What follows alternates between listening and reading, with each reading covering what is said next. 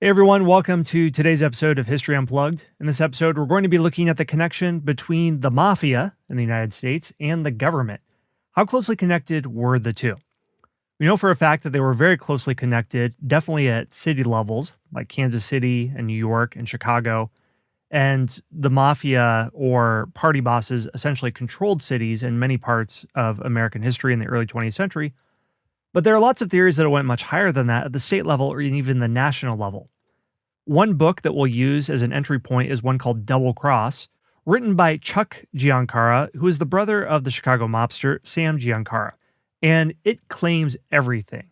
Claims that Sam controlled Chicago essentially, but made the JFK presidency possible, ordered the assassination of JFK, and basically controlled everything that happened in America for about 25 years. And we know that because the subtitle of the book is called The Mobster Who Controlled America. So let's start out by looking at Sam Giancana. He built up his Chicago street gang, the 42s, and integrated them into the Al Capone mob.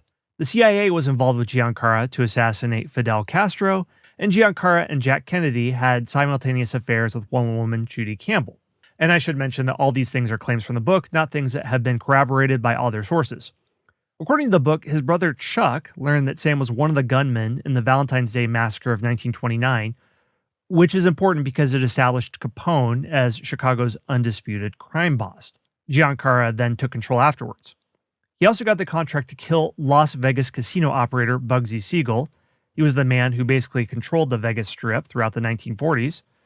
The Chicago mob apparently owned Franklin Roosevelt and then Harry Truman, whose careers they promoted. Giancara also had many athletes in his pocket, including Joe DiMaggio, Mickey Mantle, and Willie Mays, all of whom he used to party with in New York. Joe Kennedy was in Giancara's debt from his bootlegging days, and Giancara canceled a hit on Joe Kennedy, and in return, Joe swore that when his son Jack became president, he would owe Sam a big one. Giancara apparently used to fix horse races for J. Edgar Hoover, the leader of the FBI for several decades, and Giancara also partied in Lake Tahoe with Jack Kennedy and assorted prostitutes. And in these episodes, he apparently obtained a number of photos of JFK and sexually compromising pictures, and he used them to blackmail him. And he would have used them, but Giancara's friends in the CIA persuaded him not to. Frank Sinatra was also apparently a good friend of Giancara and the original conduit between him and the Kennedys. And later on, when they were closer friends, he helped JFK win the presidency, and Giancara's influence extended all the way up through the Nixon administration. Back in the 60s, Sam Giancana worked with the CIA to try to assassinate Castro in Cuba, and Giancara conspired with other top mafia bosses, as well as Hoffa, Vice President Lyndon Johnson, Nixon, and top CIA officials, top military officials, and Dallas police, all working together to assassinate Kennedy when Kennedy no longer served the interests of Giancara. He later arranged to have Bobby Kennedy assassinated too, and Giancara finally placed a hit on Jimmy Hoffa before he himself was murdered in 1975, prior to his scheduled appearance before the Senate Select Committee on Intelligence. So this book, Double Cross, basically places Giancara at the center of everything that happened from 1940 to the 1970s. He's like a Forrest Gump who just appears in every single significant event over and over again. He's basically responsible for everything that happens in American history except for the kidnapping of the Lindbergh baby. So in this book, a lot of historians don't think it's true because none of this can be corroborated. And there's no declassified intelligence that backs up what's claimed in the book. The reason I'm doing this episode is because it's in response to a listener question, Eric Gold, and Eric says, Scott, in a book titled Double Cross, written by Sam Giancara's brother, he says that prior to Harry Truman's stunning victory in 1948, Giancara told him that Truman was going to win even if he didn't win. Given the mafia's influence in local politics and city government at the time, has the surprising election results ever been seriously investigated? The Senate investigation started after that election. Obviously, Joe Kennedy understood their influence for the 1960 presidential election. So in this episode, we're going to be looking at how the mafia controlled American politics. In this episode, we'll discuss events that are well corroborated, such as the mafia's involvement in the World War II effort, how it kept dock workers from striking. They had a heavy role in Teamsters unions, and if you want to see how this connection played out, you can watch the Martin Scorsese film, The Irishman, that looks at Jimmy Hoffa. The mafia did stop strikes during World War II, and it also provided intelligence for the military on the U.S. invasion of Sicily. We'll look at the way that machine party politics worked with Democratic politicians and labor unions and mob bosses. I did one episode on Tom Pendergast, who controlled Kansas City in the 1920s and 1930s. He would give contracts to his friends. He would push voters to vote for Democrats, and he would use the mafia in order to enforce all of this. So the mafia was the glue that held everything together. And specifically, we'll look at the story of Harry Truman, who's from my native Kansas City, or at least got a start in politics there. He was a soldier. He was a college dropout. He was a failed businessman, but Tom Pendergast made him originally a judge and then a U.S. senator and skidded everything to his rise as a president. And finally, we'll look at what happened to the Kennedys and their role with the mafia and how those two work together. One last thing I'll mention before I get too far into this episode is I'm going to touch on a theme that I've mentioned in previous episodes, and that's the concept of a monopoly of violence. A monopoly of violence is a term used by Max Weber, and the idea is that in the modern era, the only organization that can legitimately use violence is the state. If you just go out and fire a gun and kill people, you'll be sent to prison and you'll be charged for murder. However, if you are sanctioned by the U.S. military to fight in a war as a soldier and you kill an enemy combatant, that is lawfully justified by your state because your state has that monopoly on violence. If you're a police officer who kills someone within the line of duty, within proper police parameters, that is also justified. But in the past, the state did not have a monopoly on violence.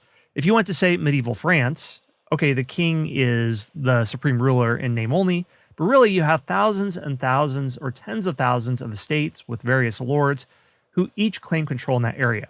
If you're a serf, then your lord will protect you, or at least he'll claim to protect you. But if you wander off that state, then he can no longer protect you because he doesn't have a monopoly of violence there. Hundreds and hundreds and thousands of people claim the right to use violence in this type of situation. Now, this is the idea in the modern era that only the state has a monopoly of violence, but in reality, many other groups can claim it unofficially. Gangs in some areas, the mafia in other areas. In other nations, this type of polite fiction is even more pronounced. In Japan, the Yakuza will have heavy ties to sports. They'll have seats on a shareholders board in a large corporation. So a monopoly of violence is never a clear-cut thing, even in the modern era. In the 20th century, it definitely wasn't a clear thing because the mafia was very involved in the government. So that's what we're going to be looking at in this episode. So let's start with something clear-cut when it comes to cooperation with the government and the mafia.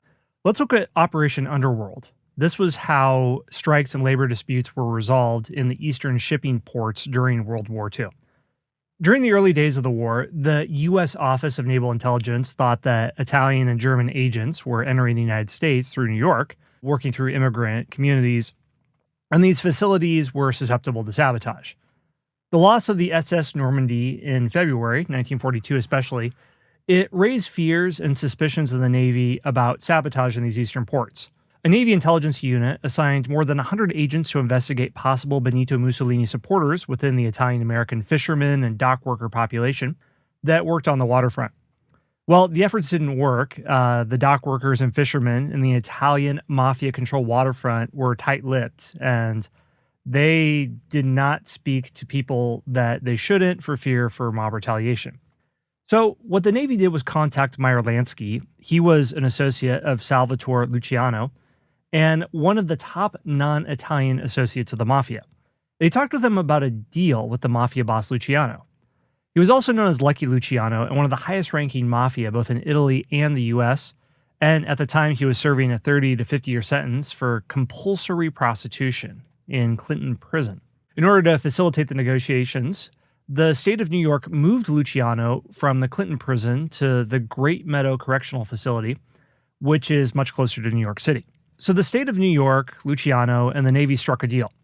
Luciano would guarantee full assistance of his organization to provide intelligence to the Navy.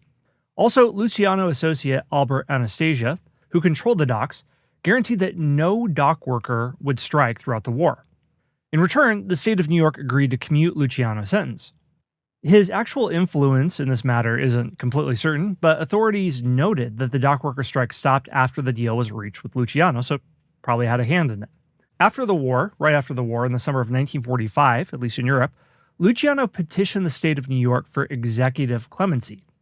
and he cited his help with the Navy. Naval authorities were embarrassed that they had to recruit mafia members in order to help out with the war effort and keep labor going, so they declined to confirm Luciano's claim. But the Manhattan District Attorney's Office validated the facts, and the State Parole Board all agreed to recommend to the governor that Luciano be released and be deported immediately. On January 4th, 1946, Governor Thomas Dewey, the former prosecutor who placed Luciano into prison, did commute Lucky Luciano's sentence on the condition that he didn't resist deportation to Italy. Dewey said, "Upon the entry of the United States into the war, Luciano's aid was sought by the armed services in inducing others to provide information concerning possible enemy attack. It appears that he cooperated in such effort, although the actual value of the information procured is not clear." So Luciano was deported to his homeland on February 9th, 1946, and there was all sorts of media hype of Luciano's role after his deportation, how much he actually was involved. The columnist and radio broadcaster Walter Winchell reported in 1947 that Luciano would receive the Medal of Honor for his secret services, which didn't happen. Okay, so that's a clear-cut case. Now let's look into something that's a little bit more convoluted, and that's the case of New York Mayor William O'Dwyer, who was mayor after World War II, and his connection with the mafia. He was a beloved mayor in New York. He was thought of as efficient, he lived down to earth, he didn't have the appearance that he was using city resources to better himself and taking bribes and graft and everything. But because of his connections to the mafia, he eventually ends up in Mexico. He doesn't flee to Mexico, he's given an ambassadorship to Harry Truman, which also raises the question of how much Truman was involved in all this. So I think that O'Dwyer is good because he shows how the mob worked with and alongside America's city governments in the 1930s and 1940s. And it's on the city level where by far mobs are the most active. So let's take the example of New York right after World War II. Syndicates worked with the city's political, law enforcement, and union leadership for their own benefit at the expense of the city and its people. This started at the waterfront docks when boats would arrive, and they handled more than $7 billion a year in shipping, so this was very lucrative to get involved with. Then it moved to the trucks that moved meat and produce to the city's stores, and then it moved to the beat cops who tolerated crimes like illegal betting and prostitution. Then it moved through the legal system, up through the courts that seemed like they were incapable of convicting the city's worst criminals. Witnesses would be bought off, or they would be threatened or blackmailed.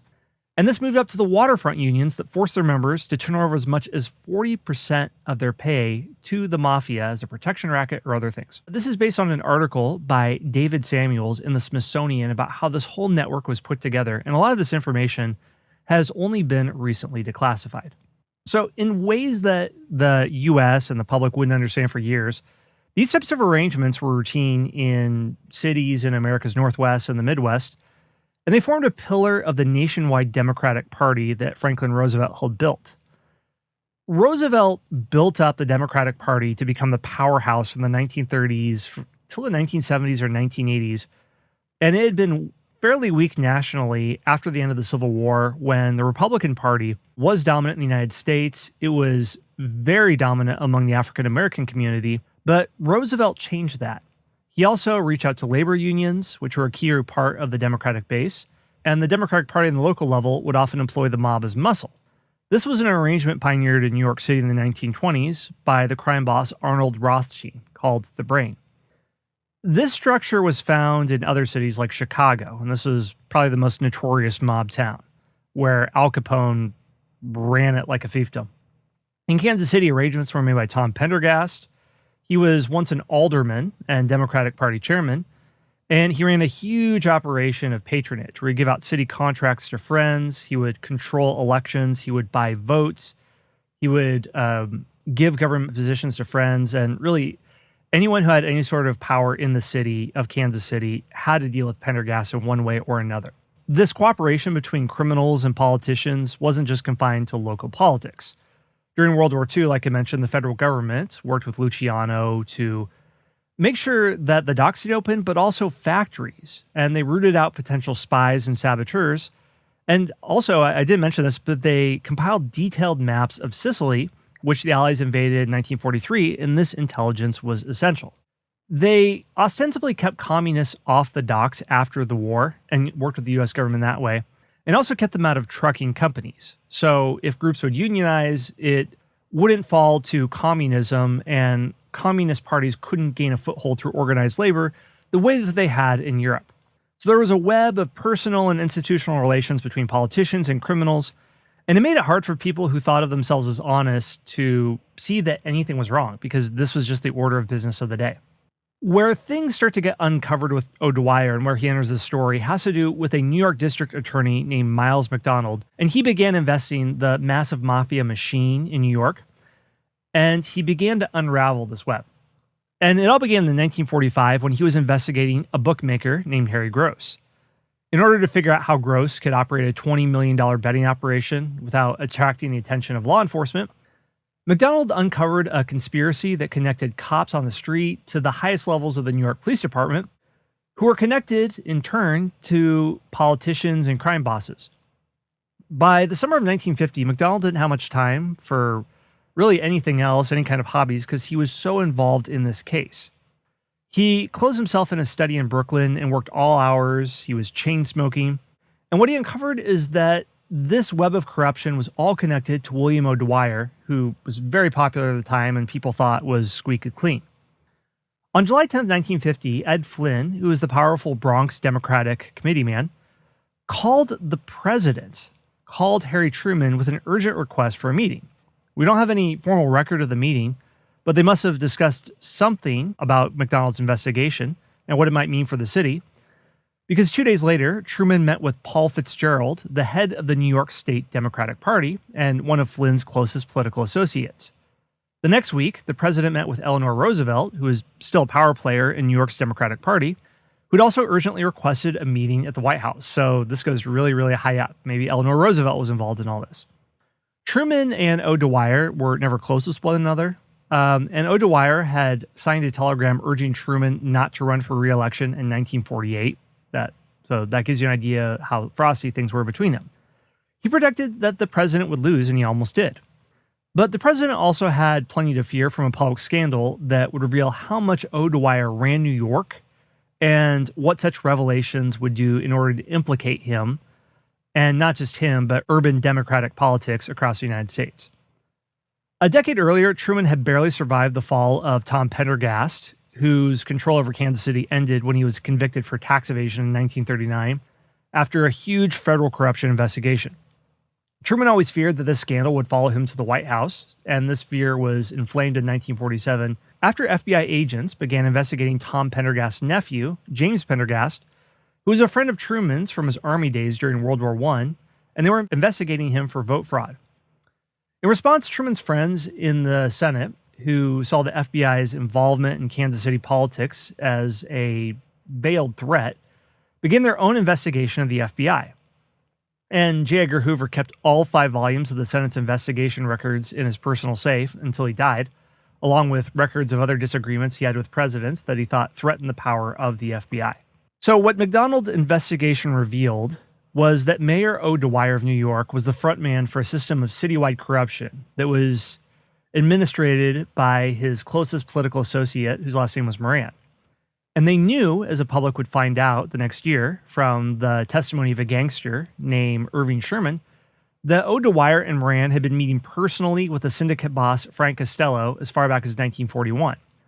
And as a former chairman of the Democratic National Committee, Flynn also knew that the urban political operations that had helped elect Franklin Roosevelt to the presidency 4 times, and Truman once, were based on a system of alliances, kind of like an illegal get-out-the-vote operation.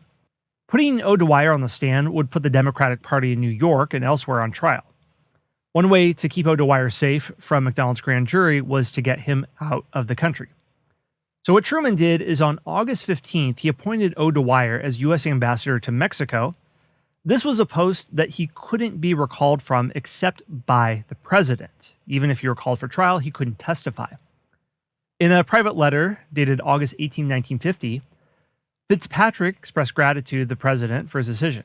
He said, "Your recent announcement of the pending appointment of the ambassador to Mexico proves to me your deep understanding of many problems and your kindness in rendering assistance." You really have to read through the lines here to see what's going on here. And of course, they're speaking vague because They never want to put anything into writing, even a private letter, that would implicate them legally. And he closed out the letter by saying, "May I just say thanks." So we can't say with certainty which problems were being referred to, but they were big enough to persuade the president to immediately remove the popular U.S. ambassador to Mexico, Walter Thurston, and replace the mayor of New York. As Truman most likely saw it, by protecting O'Dwyer, he was probably protecting himself along with his party's future. I mean, the Democratic Party was riding high at this point. They'd rescued the country during the Great Depression. This is how the public considered them. They helped save the world from Adolf Hitler, but they were only able to do that because FDR was able to weld together a coalition of poor and dispossessed people on the one hand, many poor people, immigrant communities, people in the labor movement, welded together with progressive technocrats, even white segregationists in the South, and labor unions and organized crime. This was a very, very messy alliance, and having some muscle behind it really helped keep it together. And in the midst of the Korean War, we're jumping to 1950, and facing new threats from Stalin in Europe, the coalition could crumble. And that's why keeping this alliance together and also keeping its unsavory elements under wrap was so important. On August 24th, O'Dwyer sent a personal note of thanks to Harry Truman. And he said, "The new assignment to Mexico, with which you have honored me, becomes increasingly important with each day." On August 31st, he resigned as mayor. So what's amazing is that it would take more than a decade for the public to hear the whole truth about the reach of organized crime in New York. And this happened when Joe DiMaggio, who was a mafia turncoat, shocked Americans in televised Senate committee hearings in October 1963. The hearings added momentum to the U.S. Attorney General Robert F. Kennedy's efforts to coordinate federal law enforcement against crime syndicates. And this is over the objections of FBI Director J. Edgar Hoover.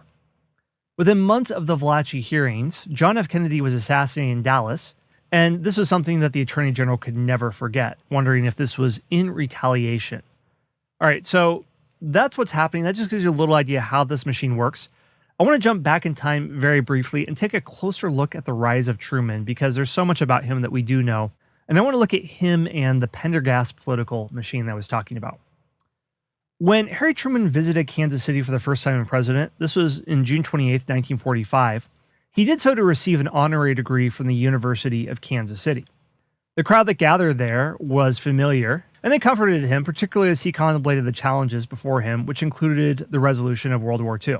Here's a quote from his meeting. This comes from an article by John Taylor called Harry Truman and the Pendergast Political Machine. And Truman said, "When I come to Jackson County, I can't realize that I am the President of the United States. I feel like I am just one of your fellow citizens. I see the same faces and I try to talk to the same people." And he told the crowd that he had attended the Kansas City School of Law for 2.5 years, but his work as a county judge prohibited him from devoting his full-time attention to finishing his degree. He said his time as a county official launched his political career, and this allowed him to ally himself with Kansas City's Democratic machine, led by Pendergast, or, as Truman liked to refer to his machine, the Democratic Organization. Truman's tenure as a judge in Jackson County, where Kansas City is, had a profound impact on Kansas City and Jackson County. As member of the county court, an administrative non-judicial body, it sounds like he's a judge handling legal matters, but he was more like an administrator back then. He showed attention to detail, and he had to master the county budget. He encouraged his constituents to support bond issues during the Great Depression, which left a huge legacy on the environment of Kansas City. There were all sorts of buildings and infrastructure built by bonds, and this was before the New Deal. And in many ways, he created the financial framework for the New Deal that came later. Huge bond issues that would be paid out over years and years and years, and it was able to set a lot of people back to work. And his position as Jackson County judge was made possible by Tom Pendergast. So even though he was a member of the Pendergast machine, he wasn't completely a cog in it. He did develop a bipartisan strategy to reach out to Republicans as well. And he wanted to demonstrate to voters that these bond issues and these pre-New Deal projects wouldn't just benefit the Pendergast machine, but everyone. He also gained experience as a member of the machine that he took with him for the rest of his political career. This machine was racially, ethnically, and religiously diverse. It included Black Americans, Irish, Italians, Jews, Catholics, and Protestants. In 1939, Pendergast was convicted of income tax evasion and sentenced to serve time in Fort Leavenworth. The conviction came at a time when Truman had to decide whether he would seek re-election. He decided to organize a statewide campaign that appealed to a broad cross-sections of Missourians who supported the New Deal. So he was the first Missourian politician to also actively appeal to women, African Americans, farmers, and labor groups that had become important to New Deal constituencies. Well, Truman did not come from an elite background at all. He was born in Missouri in 1884 in Lamar, and they moved to live near their family in a rural area near Kansas City. In 1890, the family moved to Independence, Missouri, so that Harry and his brother and sister could attend the community's public schools. Truman graduated from Independence High in 1901 and then moved to Kansas City for employment. His time at the Union National Bank, where he worked after high school when he was in Kansas City, was short-lived. He had some odd jobs at the time. And in 1906, he was recalled by his father to work the family's 600-acre farm in the city of Grandview, close to Kansas City. He went and his father formed the Truman and Son farming venture. He worked the fields and he kept extensive farm records, much as he had done when he had worked in the bank in Kansas City. In 1914, Truman purchased a used Stafford automobile, which made it easier for him to travel back and forth from Grandview to Kansas City in Independence. In 1917, he drove the Stafford to Fort Sill, Oklahoma, where he trained as part of the 129th Field Artillery for the First World War. He deployed to France in 1918 and was made captain of Battery D. It was a group of about 200 men that were mainly composed of Irish Catholics from Kansas City. This was a group closely associated with the city's Democratic Party, and this was the break of a lifetime that made it possible for Truman to go from being a farmer to becoming the President of the United States. His Battery D members and the contacts he made, including Tom Pendergast's nephew, Jim Pendergast, laid the foundation for his political start years after the war. When Truman returned to the United States, he married Bess Wallace and moved into her family's home in Independence. Then he decided to go into business with a former Army buddy, and the pair formed Truman and Jacobson, which was a haberdashery, sort of like a clothing store in a sense, in Kansas City, but clothing store, general store combination. It provided shoes and ties to clients and was located downtown. Well, the store was also a gathering place for his old Battery D friends and other veterans of World War I, and where they could continue their relationships that would later serve Truman well into his political career. Battery D Sergeant Frederick Bowman recalled, "We used to walk up and around there, and sometimes you'd see some of the old fellows in there that would just come to say hello. But the venture didn't survive, and in September 1922, the store had a going out of business sale. A.D. Jacobson declared bankruptcy in 1925, and Truman wasn't able to eventually pay off his creditors until 1935. This is where he enters the political machine. Pendergast was a politician that doesn't really exist anymore in the 21st century. William Worley, a history professor at Metropolitan Community College in Kansas City, described him as a sort of a lost art in the 21st century. Pendergast was one of many political bosses across the country in the late 19th and early 20th centuries, but few were as effective. He inherited a strong organization from his older brother, and by the early 1930s, he controlled not only Kansas City and Jackson County, but had influence in the State House in Jefferson City in Missouri. So what political bosses worked with was what Worley called the lubricant of money. It took money to hire or pay off the people needed to deliver the votes. Pendergast got his money largely through protection schemes. He controlled the police department in Kansas City, particularly during Prohibition, and if he was paid protection money, he ensured citizens could do business as they saw fit. So he seemed to get a good deal of personal satisfaction from it. He was incredibly proud of helping people find work and helping them survive in extremely difficult times. So he was the informal social safety net of Kansas City during the Great Depression when the government wasn't stepping in. He portrayed himself as someone for the little guy, and in Kansas City, they called it Pendergast prosperity.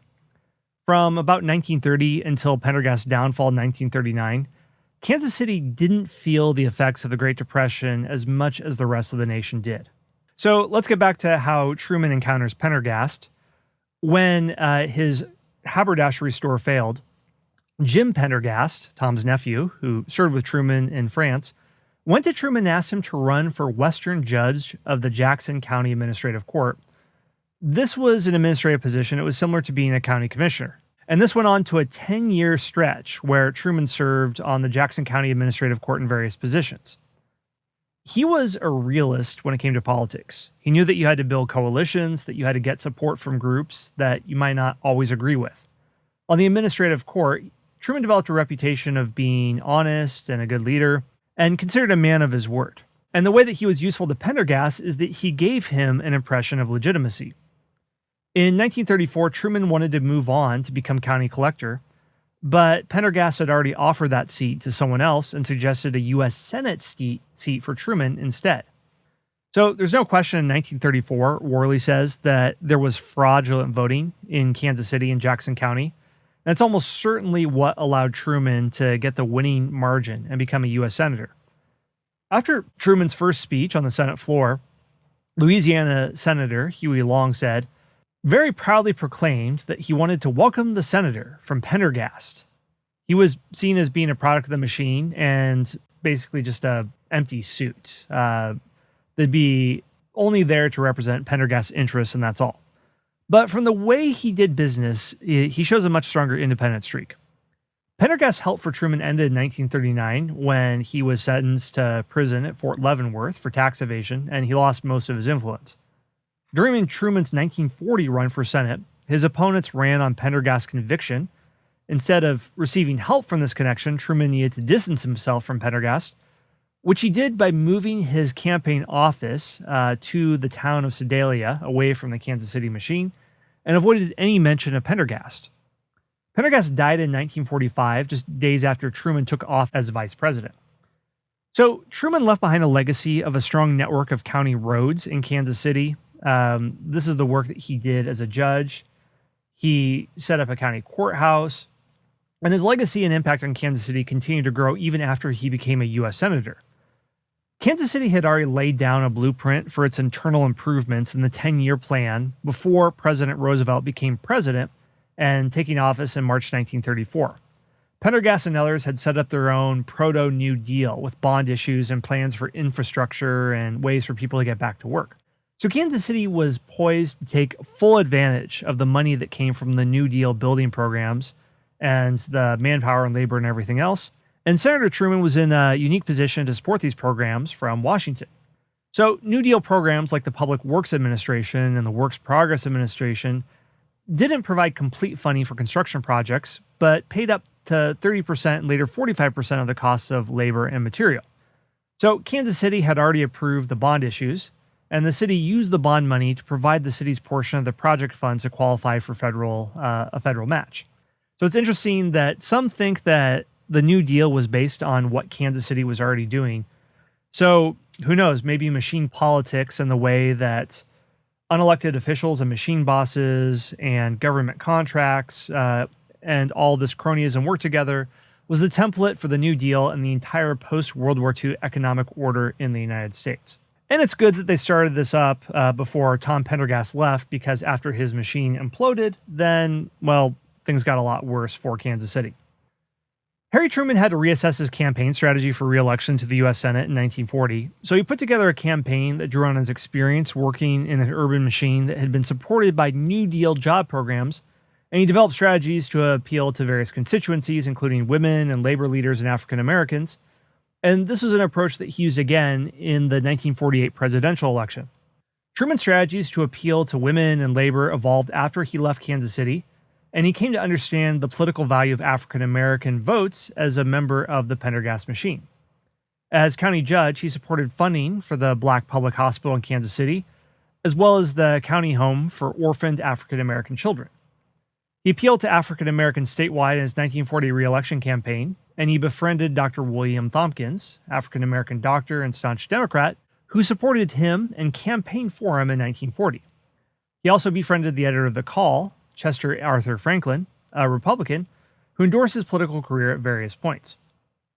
So Harry Truman's complicated relationship with the Pendergast machine, well, what do we say about it? It's true that he owed his political start to the machine, but the graft and corruption troubled him. He said that he suffered from headaches, and one of the ways he dealt with his stress was to write about it. He'd sometimes spend the night in the Pickwick Hotel at 10th and McGee Streets in Kansas City, and sometime in 1931, he described these challenges and notes to himself in what came to be known as the Pickwick Papers. He criticized Pendergast for pressuring him to award some of the road contracts to his companies, but he also admired the boss when he wrote, "I am obligated to the big boss, a man of his word, but he gives it very seldom and usually on a sure thing." He, in times past, owed a bawdy house, a saloon, and gambling establishment, but he's all man. I wonder what's worth more in the sight of the Lord.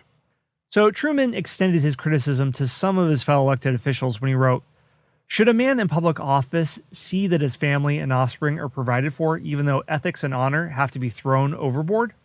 One of my predecessors on the county court answered that in the affirmative.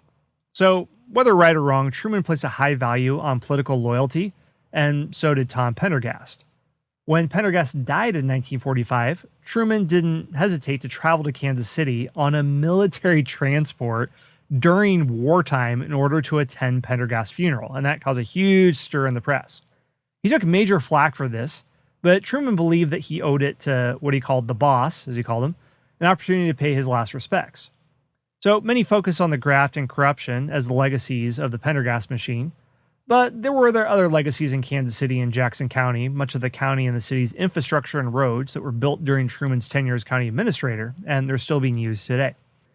So Pendergast created a diverse political machine, and he gave a template for how Democrats could win citywide and statewide elections, and Truman continued using this template even in later years when he argued he wasn't using illegal elements of the mafia in order to coerce people to be a part of it or to give up money to support it. And that's a little bit iffy, as we saw in the case of the New York mayor, O'Dwyer, later on in 1950.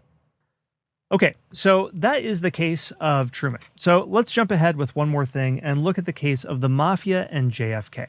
Investigative journalist Seymour Hersh wrote a book about the Kennedy presidency, and he argued that money, muscle, and influence of organized crime helped Kennedy win the closely contested 1960 presidential election. And once Kennedy was inaugurated, Robert F. Kennedy, his brother and attorney general, refused to pursue FBI evidence into widespread voting fraud.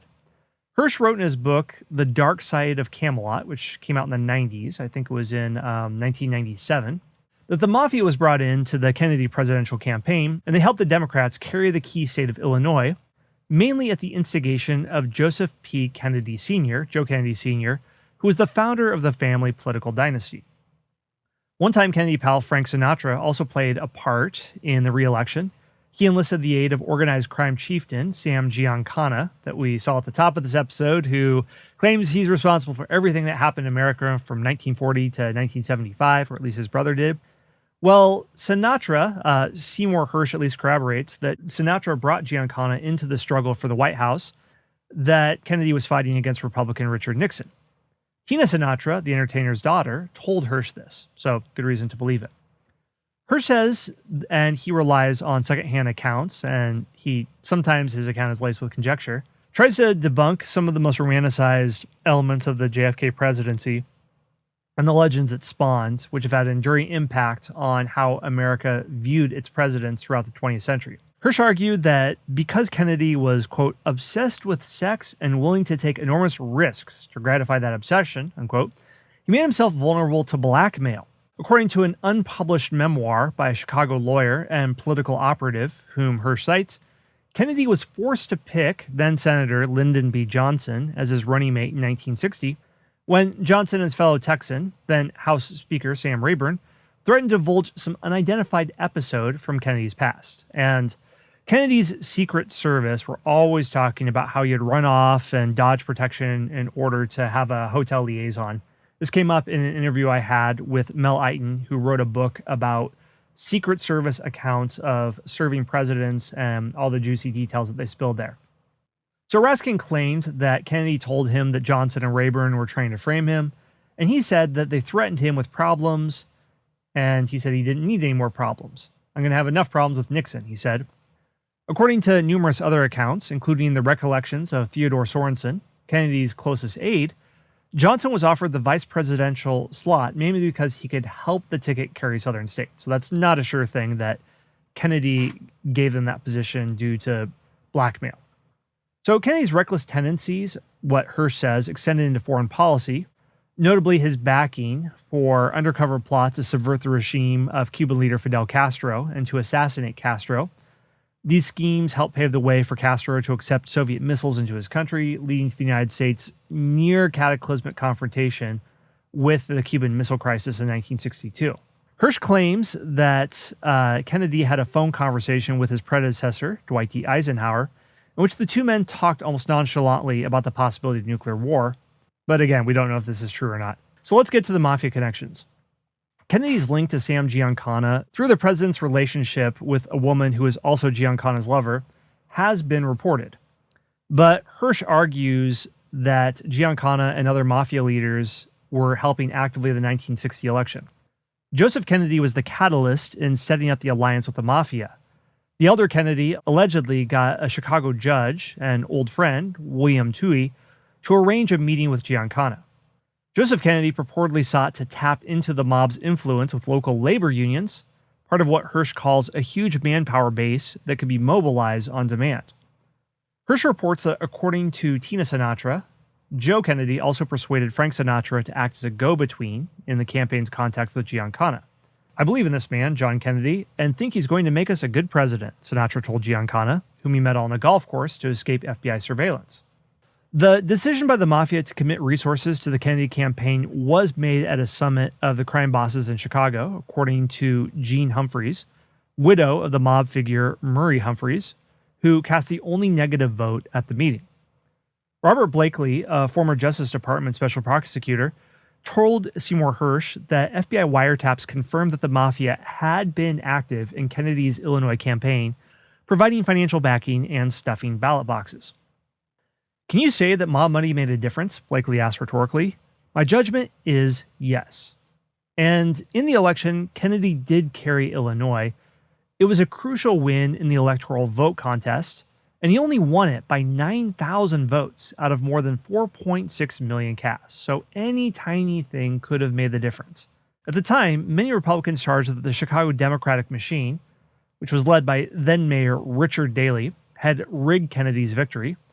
And Hirsch writes that Senator Everett Dirksen, a Republican senator, called Cartha DeLoach, then deputy director of the FBI, claiming that he had evidence of fraud and demanded an investigation. DeLoach told Hirsch that when he informed Dirksen he would turn the matter over to the Justice Department, which was headed at the time by Robert Kennedy, the senator snapped, "Thanks a hell of a lot," and slammed down the phone. So Dirksen perhaps knew that the Justice Department had already advised the FBI not to conduct any further investigations. The reason mafia leaders were willing to aid Kennedy's candidacy was their belief that the Kennedys would do something for them. Hirsch writes specifically, reduce FBI pressure on their activities. If that was the case, the mob made a bad bargain because once in charge of the Justice Department, Robert Kennedy made fighting organized crime a priority. And Victor Novoski wrote in his book, Kennedy Justice, that ever since Prohibition, attorneys general have been declaring war on organized crime, but Robert Kennedy was the first to fight one.